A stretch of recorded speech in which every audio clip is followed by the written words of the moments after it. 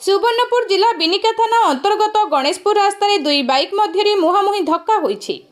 एही दुई घटनारे जणे युवकक मृत होइथिबा बेले अन्य जणे गुरुतर होइथिबा जणा पड़िछि। मृत व्यक्ति जनक हेउचंती सिंदूरपुर ग्रामर क्षीरचंद्र बारिक एवं गुरुतर व्यक्ति जनक कईतर ग्रामर सुब्रत भरासागर बोली जणा पड़िछि। गतकाली रातिरे एक बाइक उक्त रास्ता दे आसुथबा बेले विपरीत दिगरु आसुथबा अन्य एक बाइक सह मुहांमुही धक्का होइथिला। फलरे उभय छिटिकी पड़िथिले।